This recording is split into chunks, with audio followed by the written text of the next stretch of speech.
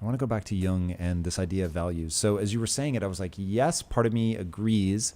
But then as I run the thought experiment, sort of check it against other things, other people to see if it holds up. I feel like right now we're living through maybe a weird moment or maybe a completely normal moment in time where people are using their values to cudgel each other. Yeah.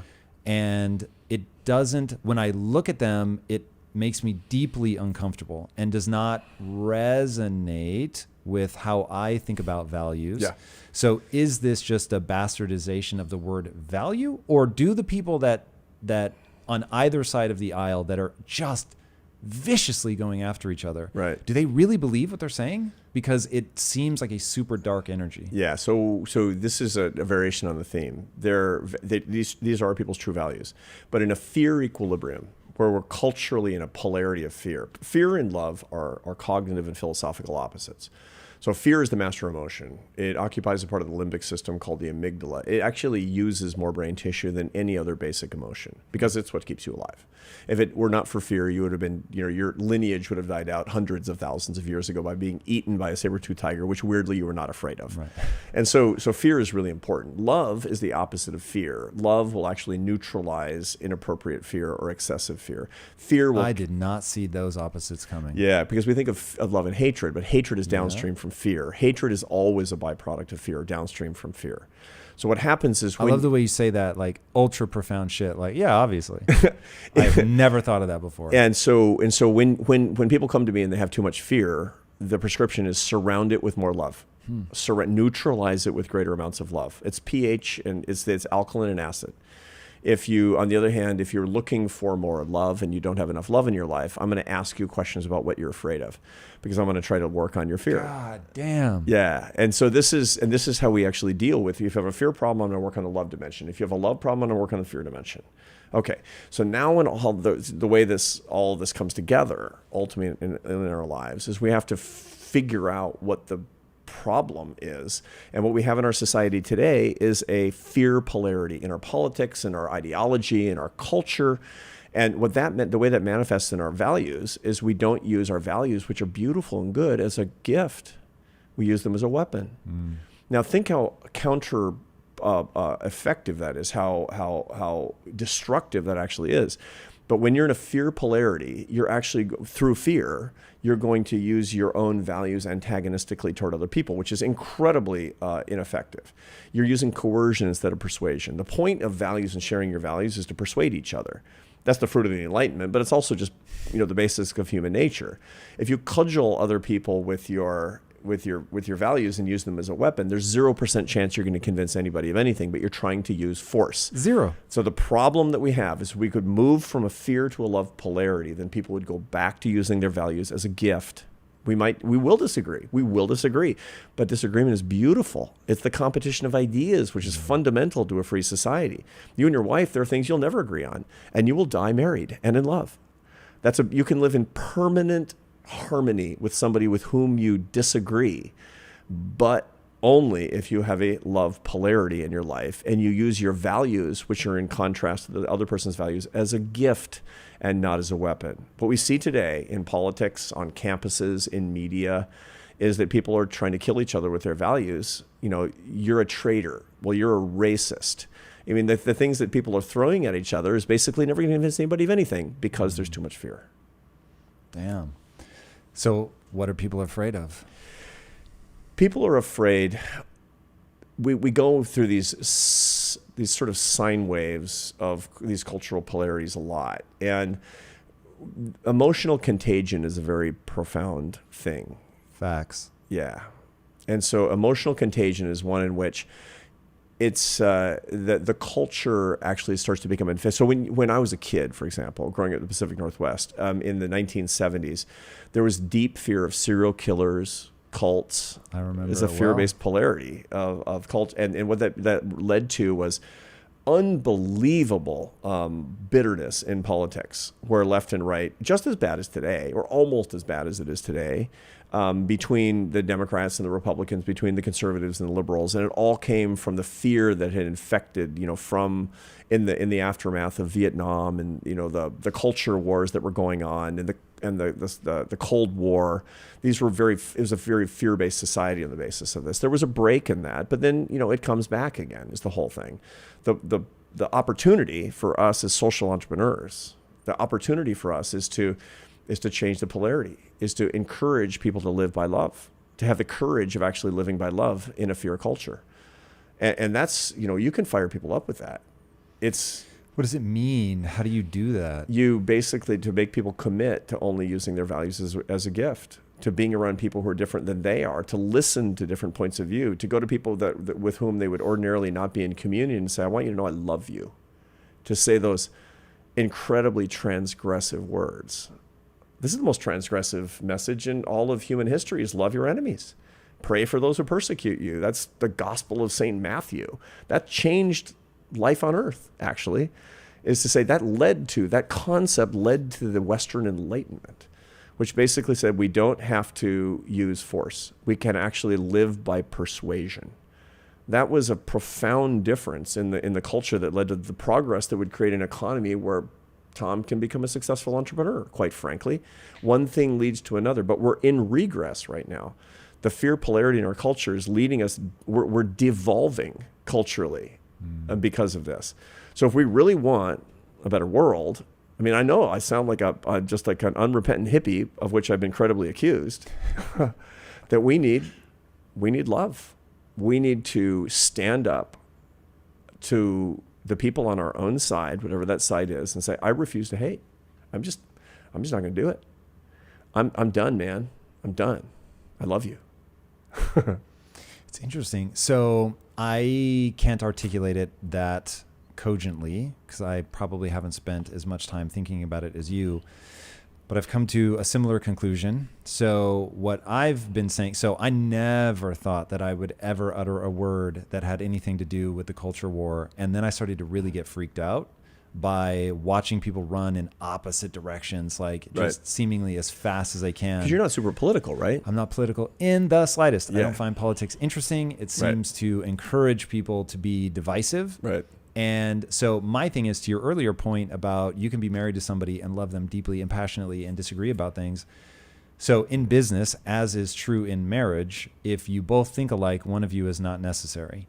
And I heard the same thing about, when you really ask why are there two parties, which I'd never stopped to contemplate, so Ray Dalio says there are only so many human personalities, and that's why history repeats over and over and over. I thought, it's really interesting that there are only so many personality types, and that there are basically two big buckets that you can break people into. People that are, we'll call compassion dominant, and people who are conscientious dominant. So not that they're exclusively either, but people who are like, you can't leave anybody behind. And then people over here are like, you have to be responsible for yourself. Right. So it's the sort of the liberal conservative dichotomy that we often think about popularly. Exactly. Yeah. And so that, cool, all makes sense. And then in business, I watched this play out. So I had two partners previously, and there were times where they didn't see eye to eye. And I remember the contribution I felt most strongly that I had brought to the dynamic was, I'm on the outside going, you're both extraordinary. So value each other for being different. Right. Like value that friction. Right. And that in the friction lies the magic. And that either one of you would be a problem on your own, but when you have that countervailing force, it actually creates something really incredible, but only if you respect the other person's view. And so then I started going, okay, politically, it's the same thing. Whether you're conservative or liberal, it's like you have to respect the friction. You have to understand that either one, if we only had one, spirals into madness. And it is only in the friction. I won't even say the balance. It's in the friction between the two that you sharpen your ideas. Yeah. Spoken like a great entrepreneur. Look, the Proverbs say that iron sharpens iron. I was giving a talk to the assembled members of the Republican Party on the House and the Senate side. The members of the House and the members of the Senate, all Republicans at a retreat some years ago. And I asked, how many of you wish we lived in a one-party state? No hands and no hearts. Let's be honest. I said, how many of you are grateful that we live in a democracy that has multiple parties, or at least two? Every hand goes up. I said, you just told me you're grateful for the Democratic Party. axiomatically. I wasn't trying to be tricky, but it's actually true. Yeah. If you're grateful that that we live in a country where we can actually have disagreement without a knock in the night and the jackbooted thug, you are by axiom, by construction, grateful for the people who disagree with you. Look, the Yankees are grateful for the Red Sox. They don't want to blow up the Red Sox bus on the way to the game. That's not how competition works. Competition requires collaboration. It requires rules. It requires respect. I like the Red Sox more than the Yankees, but I want the Yankees to show up with their best pitching and beat them fair and square. I don't want them to forfeit. That's actually, there's no good in that. There's no good in that whatsoever. And remembering this is really, really critical. The whole idea that we're in right now, and this is how the fear-based polarity breaks down the iron sharpens iron, how it breaks down the whole idea of competition. It basically says that do whatever you have to because, war, scratch out the eyes, a knee to the groin. I don't actually care what happens in politics because the biggest threat to this country is my neighbor who votes for the other party. That is simple insanity. That is, not to mention the fact that that is factually incorrect. It's actually possible that Vladimir Putin is going to bring this country back together again. It's actually possible that somebody people are looking at like, oh, that's non-democratic. That's what that thing means. It's actually not the Democrats. Right. It's something else. And that's one of the reasons, by the way, that threat brings people together. That a common enemy actually brings people together. The greatest pity that I can imagine is that the coronavirus epidemic didn't make us love each other more. For a minute, though, didn't it feel like it was going to? It sure did. Except that we politicized that because of the amazing. deep fear in our country. Yeah. And the fact that we have leaders that are encouraging us to kill each other, rhetorically, that are encouraging us for the outrage industrial complex in media and politics is trying to drive us apart. The outrage industrial complex. I like that. It's an old play on Eisenhower's military industrial complex. But the outrage industrial complex, remember, everybody's watching us now. When you hate, somebody's profiting, and not you. Bottom line. Well said. Yeah. No, man, that's exactly how it feels. Yeah. And it's crazy and it's interesting. So I'm definitely not an unrepentant hippie or credibly accused of being a hippie. I'm super weirded out by that stuff. But the only thing I can think is that we have to race to the middle and love each other. Yes. Like that's it. Yeah. And love has been, or even not in the middle, even really? Just like stay in the self-evident? sides and still love each other. It's like keep your opinions. Absolutely. I'm not saying get rid of your opinions. Yeah. But isn't it the party that's closest to the middle always gets elected? Nah, it's not necessarily the case. We've been kind of oscillating back and forth between political positions that are actually not representative of the middle. And this is a different kind of it's a different political dynamic, which you're kind of going rail to rail. And you're going rail to rail because, you basically, because you can have bashing into the rail on each side. For example, you can say that, given the fact that we go between parties might mean because people are so close to the center, or it might be because you have two blocks that are incredibly strong, that are relatively equal in power, but very, very different than one another. So this is the key. The key is basically either one can be fine. You can have I had dinner with an older couple a couple of weeks ago, and the wife is super liberal, like pro-choice, and the Democrats all the way, and the husband he's just as right-wing as they get. Just very pro-life on abortion. All of these issues that down the line, what you'd expect from conservatives and liberals, and they've been married for 50 years, and privately he says, "Gosh, I admire her so much. She's just so wonderful," and the whole thing. And it reminded me that this is the key thing, that you can be in permanent disagreement, but in love equilibrium. We just have to be people that can do that. We've been convinced somehow by people who are making money and getting power and followers and their jollies from our fighting that we have to that we can't be around people who disagree with us. Yeah. That's insanity. That's quite frankly a mistake. And and you would not be a successful entrepreneur if that had been the case where everybody has to agree. Because as you quite astutely point out, if you surround yourself with people just like you, you're not going to succeed. I love the idea of Lincoln's a team of rivals. Exactly right. Getting people that think differently, getting people that'll push you. Like in business, I will just tell you right now, if you don't have people that are willing to tell you when you're wrong, you are fucked. At least, going back to my own insecurities, I don't see myself as smart enough to just run the company by decree. So I've had to create a structure where people are not afraid to speak to power. Totally. And because I have not invested anything in my self-esteem around being right, I don't mind. Like, hey, just tell me where I'm wrong. I'm so like obsessed with getting the result. I don't care if it's my idea. I just need it to be the right idea. But man, it's really hard to get people in a company dynamic where ultimately there's an imbalance of power. And of course I could fire them at any second, but they could leave at any second, which is equally distressing for me, except multiplied. They only have, 2 people, my wife and I, who co-founded the company, to worry about. We have all 50 of them, to worry about. So, and if you're a tyrant and they leave, you're cooked. Yeah, no doubt. Yeah, because it's hard to find good people, and the secret to success actually is a good team. It actually is good people. It's interesting. I do this test for my students. I teach this class called Leadership and Happiness at the Harvard Business School, and I take them through a battery of personality and happiness tests over the course of the semester. And the one they like best is the positive affect, negative affect battery. And what that is your positive and negative affect emotion levels. And what they learn is that you can be both very positive and negative. You can be a high happiness and a high unhappiness person because you're a high affect person. And you can also be a low unhappiness person, but a low expression of happiness person. You're a low affect person. You can be high positive, low negative. That's the cheerleader. You can be low positive and high negative. That's the poet. Low is the judge. And high is you. He's the mad scientist. Right, and what you need, and what I show is actually, using the the research on this, that you got to figure out which one you are, and you must surround yourself with what you're not. The biggest predictor of success on teams and entrepreneurial startups or even established companies is making sure that the CEO is not surrounding herself or himself with people who have the same affect profile.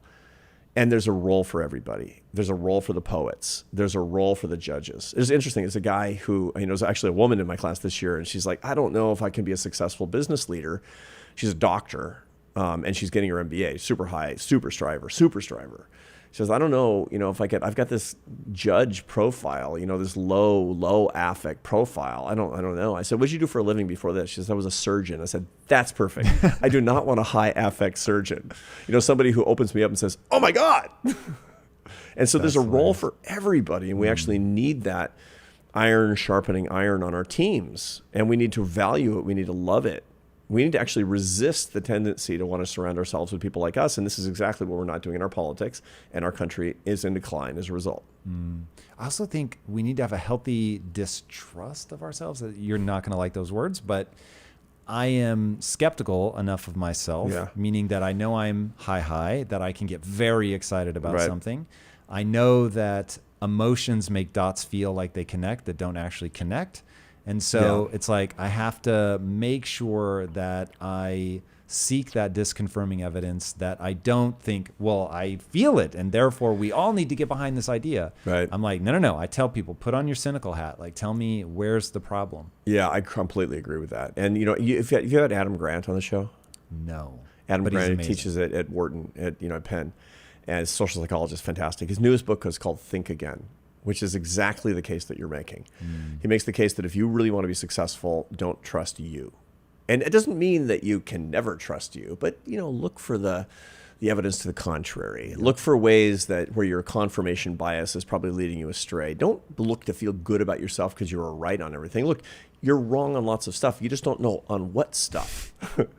So have people around you who can, and it's probably not that fun to have somebody around you who every single day says you're wrong on every single thing. You got to find some sort of a balance, for Pete's sake. And if you're the boss, you're probably right on most things. But if you're wrong, you should want to know first, not last, if you want to be successful. Yeah. It's crazy to me how, and I won't say it's crazy. I understand it. When you are right, it feels good. Even now, when I know better, it still feels good when I was right. Yeah. I just don't invest in that. I don't encourage that in myself. I'm like, you've got to be careful with that. Yeah. But when people would actually rather, like, they get angry when people point out a flaw in the idea. I'm like, what are you doing? Like, that you are headed towards an iceberg and you're actively discouraging people from letting you know. Yeah, it's ego threat. Crazy. Ego threat is really deep for people who are living their heads because they don't want people to think they're incompetent. But the failure's real. Totally. The failure's coming. No, but they'll resist tooth and nail. It's like you're trying to cut off my finger by telling me my opinion was wrong. Wow. It's unbelievable how the evolution has led us to this place. You want to be right. You want to be right because you feel like an almost physical need to be right. Being contradicted is socially painful. And there's the same part of the brain, the anterior cingulate of the brain, processes both physical and social pain. That's crazy. We have a very practical brain, a very parsimonious brain, and stimulating the same part of the brain. So it's like being told you're wrong and being embarrassed for something that you were wrong feels like somebody punching you in the face. To your brain at least, and so you'll resist that because you're trying to protect yourself. It's deeply suboptimal and dangerous. You're right. Yeah. If I could just, in fact, my success is because I'm not afraid to be embarrassed. I never like it. It Right. sucks every time. But a willingness to be embarrassed is how I have learned. Yeah, no, and humility, of course, is one of the great secrets of happiness too. That's interesting. Why? Yeah, humility is because it gives you peace. Humility allows you to relax. Because you're not trying to protect Yeah, something? you're not actually trying to protect your fortune. You're not standing in front of your stash of gold all the time, walking back and forth with a shotgun. True. You can basically just walk away and take it. You can relax into the reality of your fallibility for once. And a lot of people never quite, and I'm sure that people are listening to our words right now, and some people are going like, actually, I think that might be true. I've never actually let down my guard. And once you actually get into it's a very interesting rhetorical habit when you're having a conversation with your spouse or your friend or your interlocutor of any kind, and they make a good point, say, that's a really good point. I think I might be wrong. I think I might be wrong. Now that's really hard to do. Secret to marriage, though. It man. is. Oh man. God, if you can do that, it's amazing. It is amazing. Now, part of the problem is that you often don't think you're wrong. That is part of the problem. Yeah, and so correct. being conciliatory in a way that saying I think I'm wrong when you actually aren't, or where the truth is you just don't know. You just don't know. I mean, a lot of marital discord comes because somebody's saying you got to do something differently, and you literally don't know what to do. You don't know what to do. I mean, there are probably times when you were miserable. I'm just going to guess in your work, and you were working 80, 100 hours a week, and you were going in a million different directions. And your wife's saying, "You need to be happy. You need to let this go. You need to do less." And you're like, "I don't know what to do less. I don't know how to do less." And that's really tough because that's giving you directions that you can't quite take. And a lot of marital discord actually comes down to that. Is directions you don't know how to follow. That's really interesting. Yeah. That is money. And I think that when people are confused, they are not necessarily at their worst, but it's not a great place to be. No. The confused mind says no. If you have a defense mechanism against being wrong, then you're going to throw that up. You've got self-delusion in the mix. So yeah, it can be a pretty potent cocktail. Yeah. But one thing that served my wife and I extraordinarily well is when the other person is like, "Oh man, you might actually be right. I think that I'm wrong." Or is like, "You know what? You're absolutely right. I completely apologize." We reward them. Like, "Oh my God, like, thank you. That really means something." And so it isn't, "See, I told you, you finally recognized it." It's, "Oh my God, like, thank you. That's really incredible." In good relationships, that's true. In loving relationships, that's true. But when you're there's a phenomenon in the work on conflict called motive attribution asymmetry. Motive attribution asymmetry Fancy. it explains, it's actually a complicated set of words for a pretty simple idea, which is what we do to get tenure in my business. And the whole idea of motive attribution asymmetry is that I know my motive, which is love, but I attribute hatred to you. And almost all of irreconcilable conflicts, whether it's the Balkans or the Palestinians and Israelis or the Rwandan genocide or almost any divorce, comes down to this motive attribution asymmetry, which is a mistake because two sides to a conflict. I'm loving, but you're a bitch. Yeah, and if they both think that, one is wrong or both, because you can't be both motivated by hatred and love at the same time.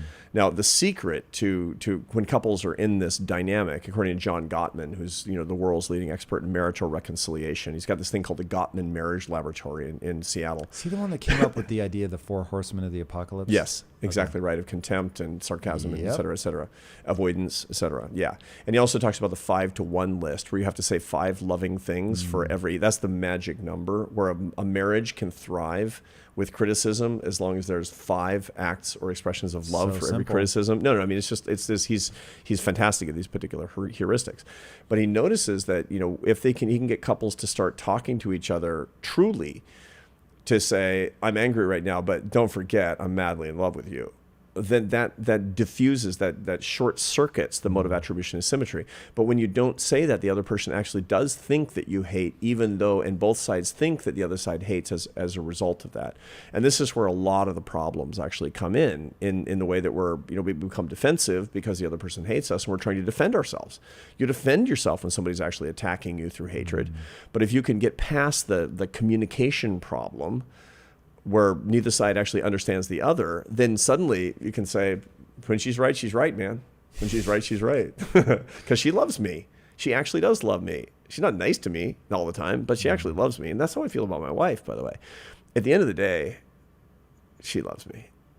Yeah. Yeah. My wife introduced that to our marriage. She said, when we're in the middle of a fight, she will always ask herself, does he love me?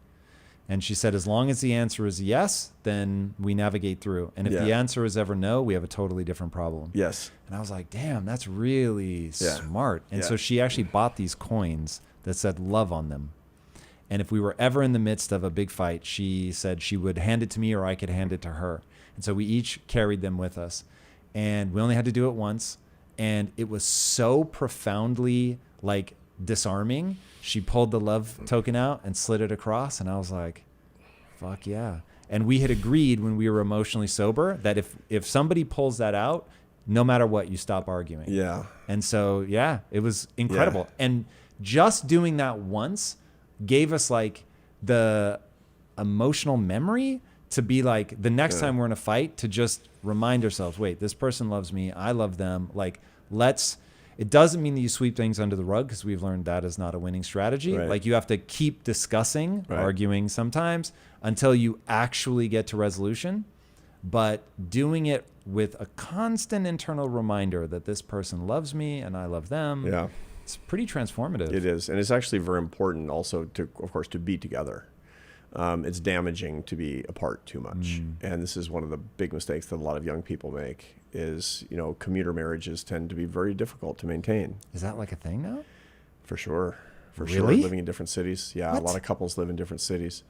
For sure. The other part that's... Even sleeping in separate bedrooms, every alarm bell I have would go off. Yeah. Yeah, for sure. Yeah, absolutely. And, when you're just not together enough, like I'm on the road all the time. I'm on a book tour, I'm doing all kinds of cool stuff and it's really, really fun. But I understand that I can't do this forever. I need my wife to hear my snoring, man. Yeah, it's interesting. Proximity, there's no substitute for proximity. For sure. There's nothing like it. This is one of the reasons that the coronavirus epidemic was so profoundly deleterious to our mental health. We have a mental health crisis just rolling across the United States right now. Ordinarily, about 9.5% of the population is exhibiting symptoms of clinical depression. Right now, it's about 28%. Oh my God. Yeah. And that has everything to do with loneliness in the wake of the coronavirus epidemic. Many people are much lonelier than they think because of the isolation from other people. Social media is the junk food of what you need, which is actual human love with real contact, eye contact, and touch. Yeah. It's sort of interesting. This is so much better, this conversation, because we're actually in the same room. This is so much better than if we were talking on Zoom. Profoundly different because we've got the mind meld on. Yes. We've gone through 50 topics already. We couldn't have done it on Zoom. And the reason is because we wouldn't have established a link of oxytocin, which is the hormone that links people together through eye contact. We wouldn't be, and if you're not physically proximate to build this neuromodulator link with the person who's closest to you in your life on a regular enough basis, woe be unto you. Look out. It's going to be trouble. Yeah, no doubt. You said in an interview at some point that Zoom is really making us lonely. Yeah. For a while, I thought it was pretty rad, if I'm really honest. Like at the beginning of the pandemic, I was like, because I'm an introvert, so I was like, hey, working from home, this is amazing. Yeah, right. And then about, I don't know, probably 18, 19 months in, I started to feel isolated and alone, and I've got a loving wife. I see my sister every week. Like, I was like, man, if I'm feeling it, then I know people are really getting rocked by this. Extroverts like me, man, I was climbing the walls. Got a lot of work done. Got a whole book written. But I was sincerely less happy. Yeah. Sincerely. And the weirdest thing about it is, look, Zoom is great. This technology is really great. But it's also done even bad when we don't need to use it. I am too productive. We're in Los Angeles. Fantastic. I get to talk to you. And tomorrow morning, I'm going to give a speech by Zoom and then walk into a speech in person.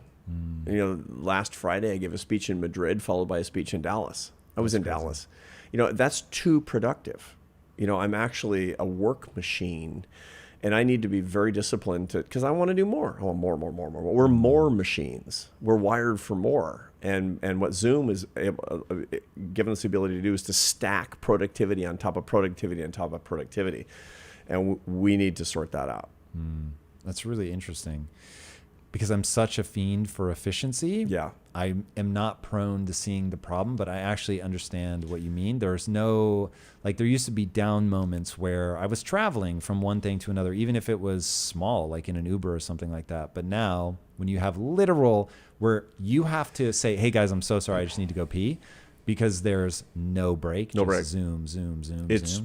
bad. It's bad for you. It's bad for your brain. Yeah, no, I hate it and try to avoid it at all costs. I hate it too. And thank God the world is more or less open again. And let's hope that we can keep it that way, because our happiness requires it. Our love requires it. Yeah, agreed. Yeah. All right, really fast. I want to go back to, I was super freaked out when I heard, so I knew in Japan they were having trouble, that people were, I think it's called the hikikomori or something like that. These guys that live in their house, they just play video games. They don't want to engage with real women. But I didn't realize that people are 30% less likely now to get married, to have sex. And I was like, what? Yeah. That's startling. So if we know that this is a fear of being crushed, how do we begin to claw our way back out of this? What caused it? Well, this is the work of Jean Twenge, who's a social psychologist at San Diego State University down the road from here. And she's shown all of these numbers that we're 30 percentage points less likely to date than we were when I was in my teens and 20s. And that's what I cared about. It was love. That's what I wanted, was love. That was the most interesting thing ever. It was absolutely captured my attention. And so she talks about the reasons for this. And there are a bunch of different reasons for this. There's this sort of safetyism culture where we brought up our kids to feel afraid of other people, which is weird because, growing up where you and I in the Pacific Northwest, when you did, or even, especially when I did in the 1970s, was way more dangerous. There was more crime. There was more drugs. And yet we were largely unsupervised as kids, right? And we were probably running around Puyallup. Oh, my friend. Yeah. I could ride my bike like 4 miles away, unsupervised at 10? Your mom was like, don't come home before dinner. Yeah, or whatever, right? Yeah, if I was in the neighborhood, she would just whistle. But I remember my mom, without a helmet on, I would ride my bike 3 or 4 miles away to a bike track, right, and like do BMX jumps and stuff like that. Yeah, all unsupervised, no adults, nothing. And this is no small part of your success, quite frankly. Yeah, good for your mom. You need to be letting your kids put themselves in danger. Now, how I survived my childhood, I will never know. It was more dangerous. It unambiguously was more dangerous, but you were less fearful as an entrepreneur in both life, business, and love. And you have to figure out how to deal with shit. Yeah, for sure. Like you go to the bike track and there are bullies there, but there's no parents. Yeah. So nobody's adjudicating your disputes, et cetera. So you weren't asking for safe spaces on campuses. No. And you weren't afraid to ask your wife out. That's step number one. The second thing is the really disastrous consequences of life on social media. Social media has made it much, much scarier for us to fail. Much scarier. The social comparison to be much worse than it is in the past. So people have lower self-esteem and more social fear because of what social media has brought to them. And the last, which is a really interesting phenomenon, is the research on internet dating or dating apps, on how that's actually lowered our ability to love each other. And that comes down to a big problem in the algorithm, actually, believe it or not. We look with dating apps, they match us in ways where we're too compatible. Love and interest come from people who are compatible, sort of, but not that much. Real love is complementary, not compatible. That's interesting. Yeah. And so there's a lot of research that shows this. So even biologically, there's a famous set of experiments in the 1990s where these researchers, they would have guys in college, wear a T-shirt. Oh God, I love this study. You know this study, right? And they didn't shower for 2 days, and they wore the T-shirt, and they took the T-shirts off, and they put them in cardboard boxes and punched holes in the boxes. And women who didn't know them, they would have to sniff the box. Gross, right? And then they would say on the basis of this, which of these guys is most attractive on the basis of the smell of their sweaty T-shirts. And it turns out that uniformly, they found most attractive the guys who were most different than they were in terms of their immune systems. You need a big repertoire it's very important that your parents not be sibs for you to have a strong immune system. We all know that inbreeding and incest actually leads to children who are prone to all sorts of preventable diseases because their immune systems tend to be weak. You need people who are very different, have a different immunological profile from each other, and you can tell that with your olfactory sense. Yeah. And so that's an example biologically of a greater psychological principle too, which is you find attractive people who have the qualities that you don't have. Now, it creates conflict too. I get it. But what do we match on? And in your dating profile, it's like Republican. It's like, and so this ideological conformity. And it's I said this, I was telling my kids, my kids are 24, 22, and 19. And telling my 24-year-old, my son, he's getting married this summer. Wow.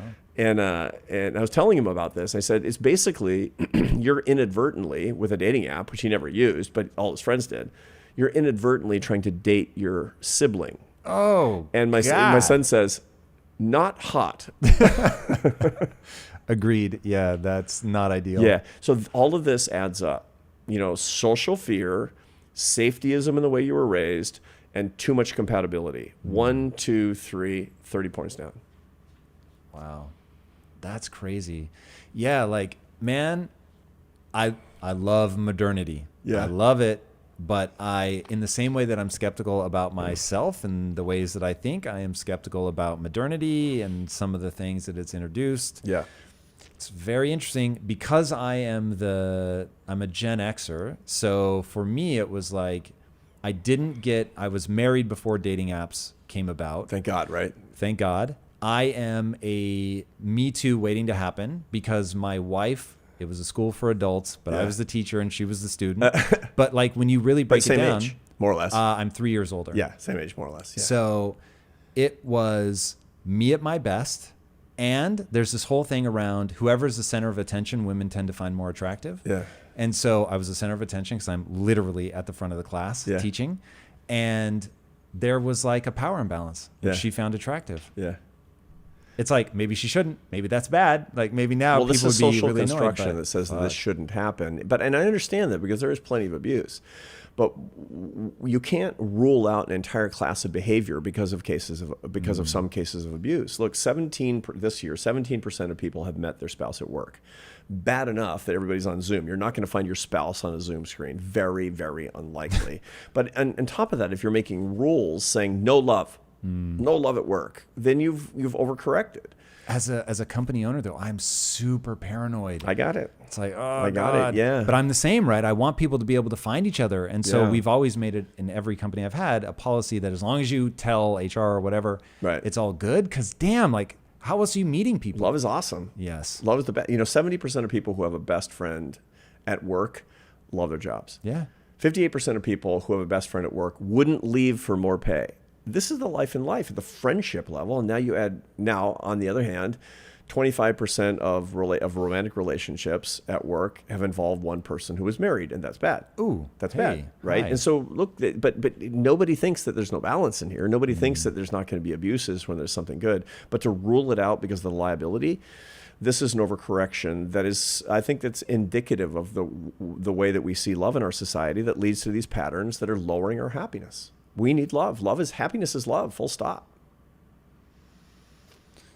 Arthur Brooks, that feels like the right place to stop. That was fucking on the money, man. Where can people find you? ArthurBrooks.com or, at the Greyhound station. I don't know. I do my research at Harvard University and I write for The Atlantic. And I write a column on the science of happiness every Thursday morning called How to Build a Life, and all this stuff and the podcast and the books and anything anybody wants, I offer up with love, and you can find it on my website, arthurbrooks.com. I love it. Guys, the book is Strength to Strength. Buy it, read it. It made me emotional. It was that good. I don't care what age you are. This is information that you want to have at your fingertips. And speaking of something that you want to have at your fingertips, if you haven't already, be sure to subscribe. And until next time, my friends, be legendary. Take care. Peace.